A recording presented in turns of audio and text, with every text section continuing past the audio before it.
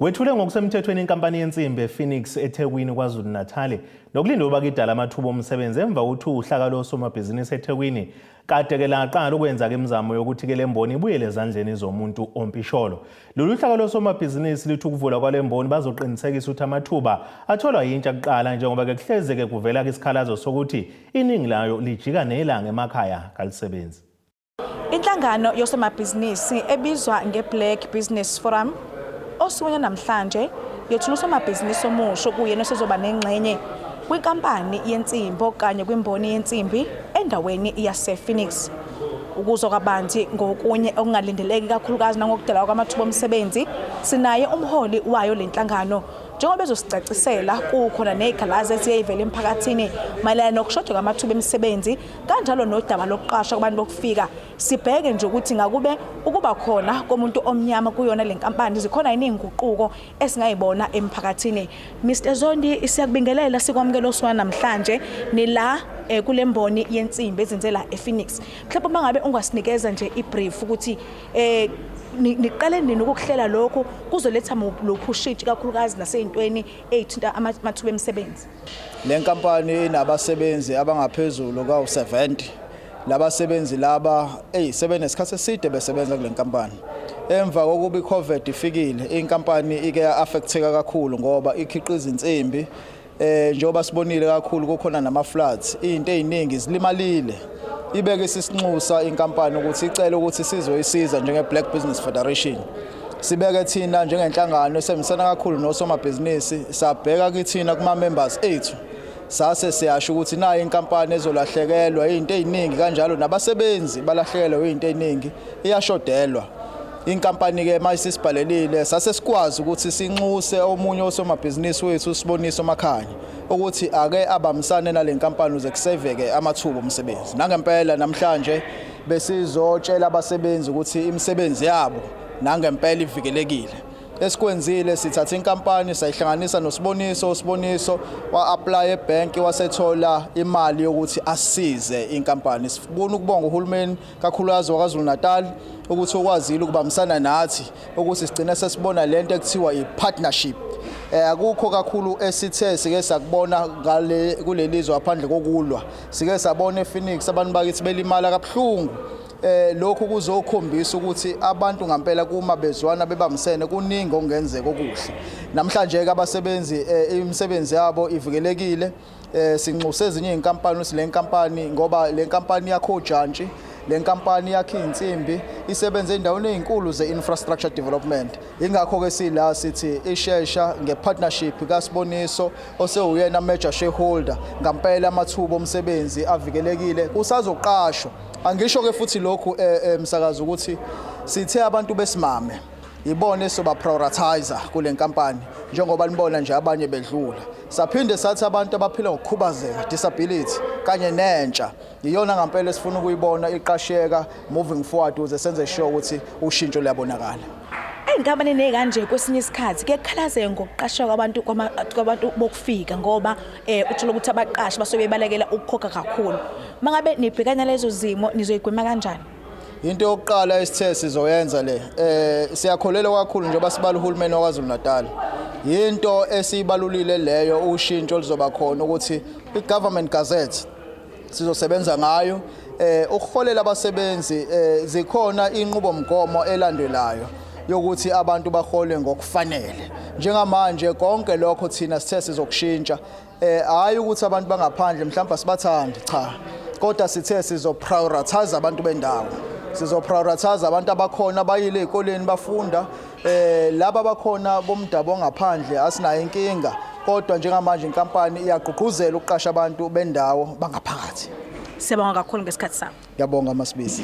Njengoba uyizwela ke uyena umholi wayo iBBF ekuchaza ukuthi emva kokuthi kube neCovid kube nezinkinga lana la khona abasebenzi besibesabela ukuthi bazophelelwa imisebenzi yabo kodwa ngokungenelela kwelinye lamalungu wabo osuya namhlanje wonke umuntu uzolala ejabule azi ukuthi umsebenzi usakhona. Ngutebo Khosibisi ngesePhoenix eThekwini. Uphiko lezokushushisa iNPA KwaZulu-Natal Lutho kuluphatha kabi nalo ukuthi kube khona amacala okuhlukunyezwa kwabesifazane nezingane achithwayo enkantolo ngenxa kwentuleka kobufakazi okanye ke angabikwa nhlobo emaphoyiseni. Bakusho lo ngesikhathi behambele indawo yaseMgungundlovu ngenhloso yokuqwashisa umphakathi njengoba ke isiteshi samaphoyisa sakuleya ndawo uClassisleya sihamba ke phambili ngamacala okubulala, awokudlwengula kanye nodlame olubhekiswe kwabesifazane kanye nezingane. Abashushisi baKwaZulu-Natal bathe ukuhambela imphakathi kuyabalekelela ekuxazululeni amanye amacala. Umphathi wabashushisi eMgungundlovu uNonhlanhla Dlamini uyachaza. Ngalokukhuphula kobugebengu especially endaweni yasePlaces ikona okwenze ukuthi njenganomnyango wabashushisi siqale iprogram ye-community prosecution corps. Ngoba kwi-community prosecution ila sikwazi ukuya emphakathini njengoba sikwazi ukuthola ukuthi yini kahle kahle kuyona inkinga ekhona, ubugebengu obukhona, but then we need to go down and look at the root cause so that once nazi ukuthi ubugebengu budalwa yini, then yakwazi ukuthi as different stakeholders you can then put the intervention plans in place. Imeda njengoba soshile iphezulu kakhulu ePlaces, amacala okushaya phezulu kakhulu ePlaces, gender based in general iphezulu kakhulu ePlaces. Ingakho sila ngoba sifuna ukufoma i-partnership nama members of the community, but also for them to hold us accountable. Sisebenzela umphakathi, so kumele bakwazi ukuthi bafike enkantolo umuntu azobuza ukuthi hayibuko khona icala likasibanibani owabulawa 5 years ago kwenzekani, and sibheke kuma-court records sibone ukuthi yini ama-blockages akhona. So it's about i-partnership and the members of the communities. Esinye isikhulu kulomnyango uCyril Silebe uthe abajabule ngamanye amacala angaphumeleli. Wonke thina sikwenzayo sidependa kakhulu kwi-evidence eqhamuka kuma-witnesses, and then siyi-present enkantolo to the level yokuthi comply ne-standard of proof ukuthi asikho happy ngamanye amacala sitholakala ukuthi awasiphumeleli kuwona, kodwa kulawo esiphumelela kuwona siyakujabulela lokho ngoba sithumela umlayezo ukuthi abantu babone nabanye bafunde kulokho ukuthi gender based violence inamphumela muni emphakathini. Yes, khona maningi kakhulu amacala e-gender based violence.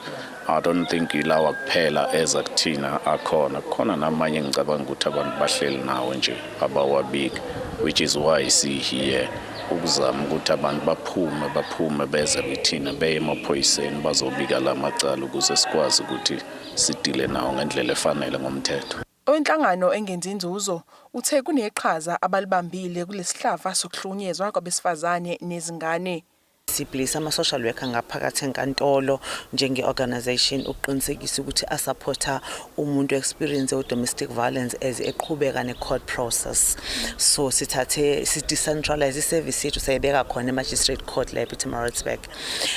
Ngaphezulu kwalokho ke i-organization yethu igqugquzela kakhulu usizo ukushipha ama-behaviors abantwana babafana mainly, then nabantwana babantombazane, but kubantwana babafana siqinisekisa kakhulu ukuthi bathola usizo at an early stage in order to prevent chances of them becoming offenders as sexual and gender-based violence. So ama-behavioral change programs initiatives ethu akhuluma kakhulu ngokuthi silekelela kanjani ukuthi umntwana afunde ngendlela yokuziphatha, not from us as an organization, from different disciplines. Ezindabeni ze-1KZNTV ngu-Ayanda Dube, ngisembali 18 eMgungundlovu. Ihalalisela abangenela uzime kaMiss South Africa imiya kamasipala wesifunda uMgungundlovu Mzizuma. Umsholozi uhalalisela Ayanda Thabethe noLuyanda Zuma sebefinyelele kwisigaba se-10 sokuhlungela lo mncintiswano kaZime. Uphinde wahalalisela no-Aphelele Mhlongo ongenele uzime kaMiss National. Bonke ke laba baphuma kusona ke lesi sifunda. uZuma uthe isifiso sabo njengohulumeni wendawo ukuthi lapha ke babe ngamanxusa uMgungundlovu baqwashisa abanye abantu abasha ngengqinamba eziningi ezihaqe elakuleli ukubalaka isifo sesandulela ngculaza kanjalo ke nokunye. Imeya yomasipala wesifunda uMgungundlovu uMzizuma uhlanganyele noZime kwisidlo sasekuseni ukuzobahalalisela ukufinyelela kwisigaba abakusona njengamanje salomncintiswano. uZuma uthe bafisa baqwashise intsha ngesifo se-HIV and AIDS. Thina la eMgungundlovu omyalezo wethu enye into esifisa ukuthi basondele kuyona kakhulu ukuthi basilekelele ekuhambiseni umyalezo ozothi abantu abasha ikakhulukazi abayigade kwingculaza nesandulela ngculazi HIV and AIDS ngoba idla lobi la eMgungundlovu bawu-46% abantu bala eMgungundlovu abahaqwe igciwane lesandulela ngculaza nengculazi uqobo lwayo okuyamanani aphezulu kakhulu iyona district enamanani aphezulu kunawo wonke la KwaZulu Natal cishe iyenye ama districts aphezulu kakhulu nakuzwelonke siyafisa ukuthi basebenzise ukuthi sebevelele kanje ukuthi basihambisele lo myalezo kubantu abasha ikakhulukazi. Babili abasemgungundlovu abekusigaba seshumi kuzime wami South Africa uLuyanda Zuma ongaphumelelanga kanye noAyanda Thabethe othe ufisa ukusungula inhlangano yakhe engenzi inzuzo. And what I want to do is use the Sustainable Development Goals to encourage people to change what we have as a country. The Sustainable Development Goals are 17 goals that were set by the United Nations back in 2015, and we aim to reach them by 2030. In South Africa, we're lagging a bit behind, especially because of COVID. So what I want to do is make people aware, firstly, that these SDG goals are a thing. Many people don't know that it is. So how can we work towards something if we don't know what it is? So I want to teach people rather about what it is, and then we're going to work together in using the indicators that we have in achieving these goals. I also aim to open my own foundation later on called Love and Light, and with that it'll be using the initiative I already have called #Nyakazani, which directly translates to get active, and that aims at using community members to help each other rather than standing aside and waiting for somebody bigger or with more money to do so for us. Uaphelele yena oku Miss Nationals uthe ufisa ukugqugquzela abantu abasha ukuthi bafunde. Uba motivate ukuthi bekuthanda ukufunda njengaba abama top achievers kuma high schools yeah. Sukela emabangeni aphansi kuze kuye emabangeni aphezulu ukuvashela izikole nje ngigqugquzele lokho sekushow bameya ukuthi let's raise awareness about HIV.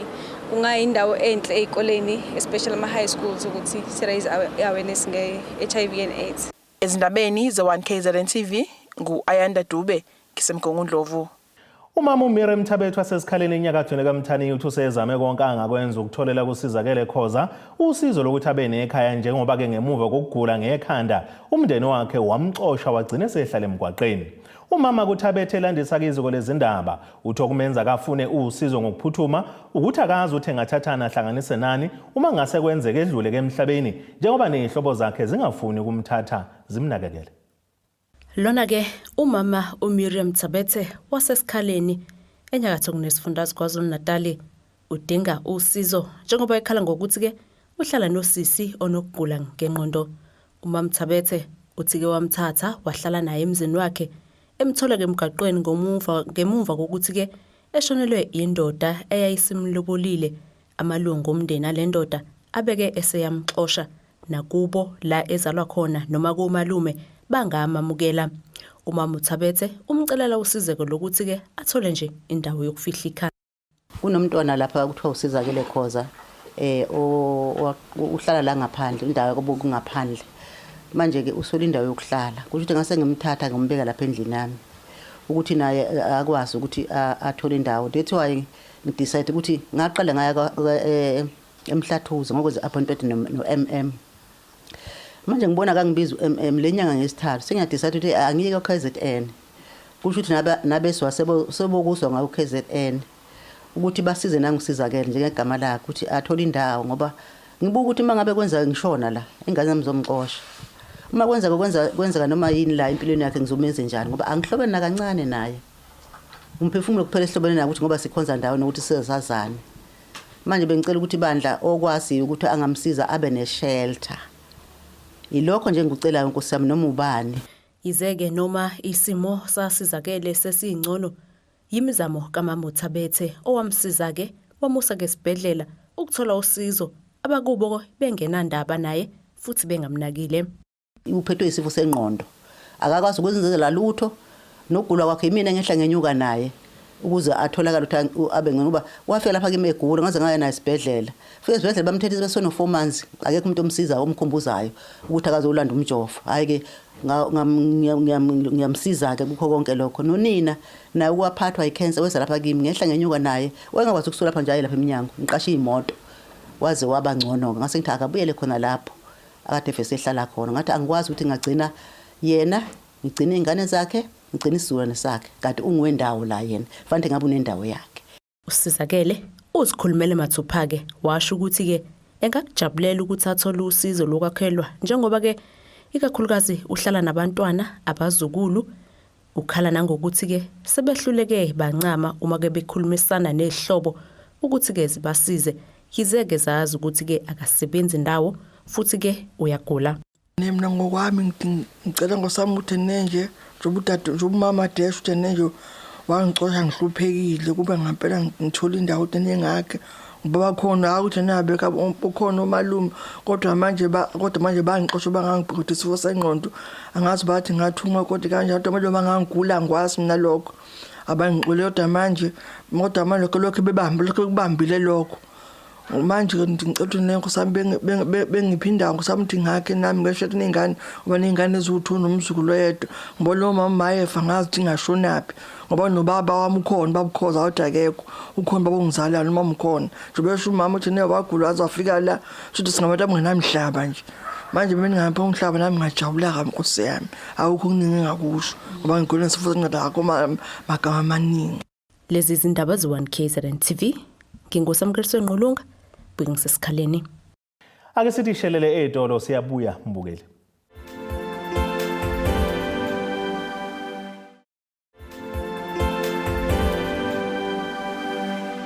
Asibongeni nabesilo siphinde sinamukele nisabukele zona indaba ze1KZNTV nazo kuyizona ihlokwana zethu esithi ngezihamba phambili namuhla.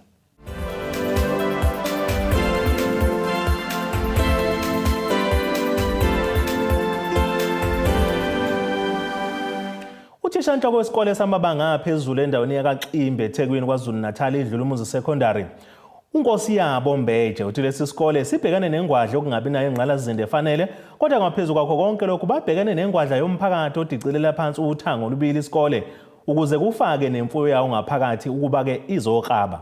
uMbeje usho kanjena ngesikhathi ke kuqhubeka umcimbi wokwethula ngokusemthethweni kohlelo lenkampani isafal steel ezinze kuyona ke le ndawo ehlose ngalokhu kufukulela lesi sikole kanye nezingane zaso njengoba izibophezela ukusakha kabusha iphinde ifundisa abafundi baso incwadi zokushayela.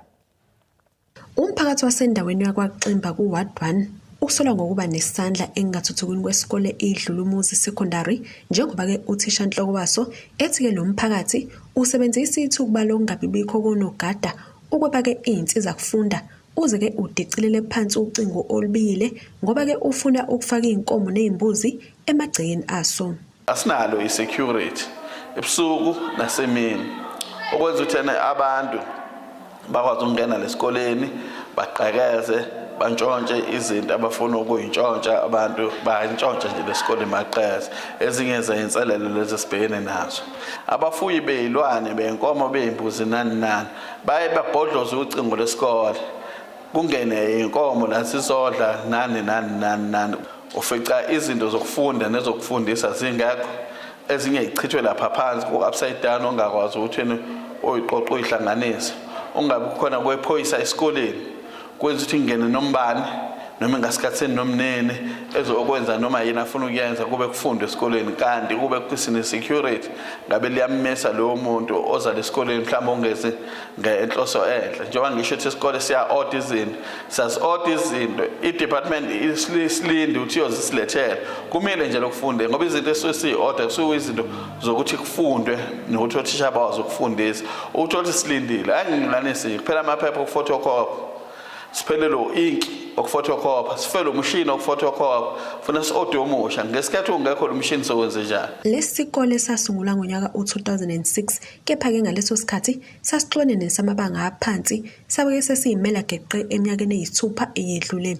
Sinamaklasi angomahamba nendlwane kuphela kanti ke kasilitholi usizo lwemali eminyangweni wezemfundo bayaphoqeleka ukubhalela uma ke bedinga usizo nokuthatha ke isikhathi ukuba basizakale. Ukwantula kwaso ngalolu hlobo kusukumise phansi inkampani ezinze kuyo le ndawo iSafal Steel yathatha ke isinqumo sokusenza ingane yayo ibeke nezinhlelo ezintsha ezizolekelela ukusithuthukisa. Sithula namhlanje iprogram yethu ethi Matric Certificate and Driver's License. Bazothi bebeqeda umatric lonyaka ingane zethu sibe sesibasile driving school benawo ama driver's license. Eqala nje college uqale sesazi ukuthi akazukuqeda college fanele manje aqale before afuna ukufuna umsebenzi aqale ukuzama driver's license. Kwayithina sizoqala tutoring program sizobona ama results ethu alonyaka ka math, science and English enyuka ngoba every single Saturday and holidays up until kuphela kwalonyaka so besibanikele abantu abazokubafundisa imathematics and science. Kodwa kubalulekile sizokulima imbewu ethi lesisikolo kusukela manje sihamba naso. We want to develop it. Sine 3 to 5 year plan lapho sifuna ekugcineni kungabi ama prefabs akhona la esikoleni, kube isikole sakhiwe kahle ngeyitina kubonakala ukuthi indawo ngempela esakha kuyona abaphathi bakusasa. Indawo yakaXimba izungezwe izinkampani eziningi kanti ke inkosi yesizwe sakule ndawo ithi ke phambilini bekuthi ukuthelisa umphakathi lokho njengoba ke ubukhala ngokuthi iqasha abantu bokuhamba kwazise ke abakule ndawo bebengenalo ulwazi lwemaths kanye ke nescience. Lokho ke namanje kuseyinkinga kubantwana abasafunda kwazise abenzi kahle hle lezifundo. Phambilini wawuthola ukuthi abantu bendawo bayakhononda ukuthi yini ukuqasha abantu bakude, yini ukuqasha abantu bengona bendawo. Ingoba abantu babengakazi kahle ukuthi maths nescience ikona okubalekile. Akuyona ke kodwa ke ekhona lana. Maningi ama companies agcwele uAsmangi, uSRF. Kuningi nje okukhona lana. Kodwa nakhona kufanele kube maths and science. Usafale kuningi ke ubudlelwane. Yabona nje lo CEO khona manje uvele owesibili maphuzo wesithathu umphathi wale company. Uningi ubudlelwane esisinabo ukuthuthukisa izingane zala kaXimba yonke indawo eyakhelwe noXimba, hayi ukuthi kube uXimba kuphela kodwa umuntu ukuhamba state udlulela uyo Cape Town nakuma Maritzburg zikhona izingane ezithathwayo nakhona ukuthi zibe ingxenye yaseSafari. Jabula kakhulu ukuthi abazali nokukhuluma kokukhona bakaXimba ukuthi ingane bazama ukuyigqugquzela ukuthi zikwazi ukuthi ziphathe kahle, zikwazi ukuthi zigweme kulombulalazo okhona utshwala ama drugs yonke lokho yasikhinyabeza ngoba gcina ingane zingasakwazi ukukontroleka. Endabeni ZNTV kube kuntombi khona Mvubu ngisethekwini. Uhlalo wenhlangano yamadoda iGents House Africa iGHA ngamafuphi kuyiziko laseRichards Bay enyakatho KwaZulu-Natal nokuyinhlangano yaso nokulekelela intsha ngendlela yokuziphatha iphinde ke isiza intsha ngezidingo onqangi zayo. OkunguThabani Dlamini uthi kabagcini ngokusiza nje intsha yabesilisa kuphela kodwa neyamantombazane abayivaleli ngaphandle. Khuluma ke neziko lezindaba le1KZNTV ngesikhathi benikela ke ngemsubele esikoleni ke izinqobele secondary esendaweni yasemanzimeleni emthunzini. Usiba likhulu uthi inhloso ukukhulisa intsha njengobaba nomama bakusasa abaphumelele. Inhlangano yamadoda iGents House Africa ihambele isikole samabanga aphezulu izinqobele secondary emanzimeleni emthunzini ukuyoqoqozela ke intsha ngendlela yokuziphatha kuhlanganisa abafana namantombazane baphinde ke banikelela ngemisubela kumantombazane kulesi sikole. Lapha ezinqobele neGents South Africa. iGents South Africa inhlangano eregistered as NPO esebenza ngokugruma abantu besilisa basebancane ukuthi bekhule bebe amadoda responsible. Silapha ke ezinqobele njengoba kuyinyanga yamadoda siyivala sizo donate ngama sanitary pads einganeni zesikole lezamantombazane. Ngalokho sizama ukulula isandla nokukhombisa labafana basakhulu ukuthi indoda ngokunakekela bonke abaseduze kwayo futhi indoda irresponsible ngayo yonke indlela okumele yenze ngayo ukuze umhlaba uzogcina ulungile yithina amadoda abantu bokuqala. Lokhu ke kusho likhulu kubona njengoba ke bekhethiwe ukuthi ke lo mkhankaso uzokwenzelwa esikoleni sabo bazibona ke bebalekile. Sibonga kakhulu uthando besilisa becabangela abantu besifazane.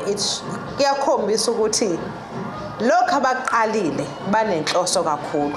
Ngibongela umphakathi wasemanzemeleni, ngibongela isikole izinqobele, ngibongela othisha, ngibongela abazali ngomsebenzi omuhle owenziwe. Siyathembisa ukuthi KZN izinqobele nizoyibona kulonyaka ngoba okukhulu kakhulu ukuphasa kwabantwana nalokhu kulekelela ukuze bafunde kahle bengaphazamiseki. Siyanithembisa ukuthi sibheke ku-80% and above. Lezi izindaba z1KZNTV ngikusamukeliso enqulunga ubeka ngisemthunzini. Ake siye itolo siyabuya futhi mbukeli.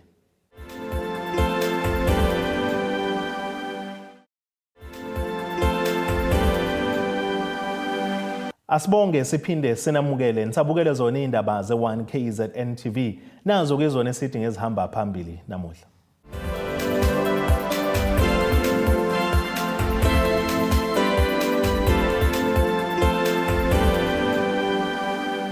Ake sibheke engosini yezomnotho.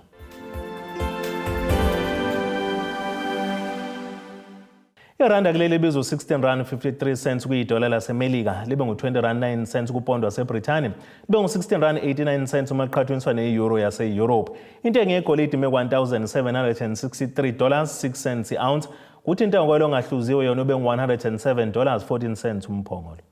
Ake sibheke engosini yezemidlalo.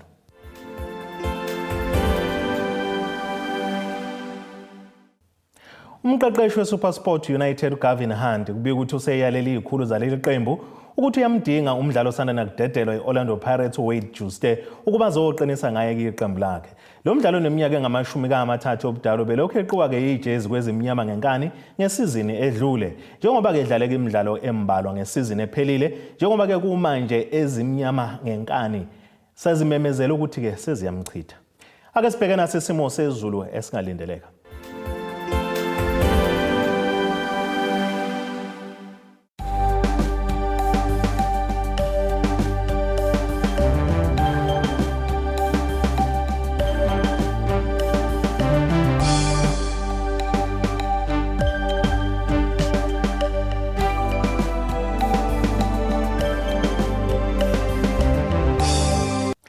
Nina bakamkhumbi kudluka sibona magumu kedlela sikuqala bese iphaka namuhla kuze kube ngokuzayo.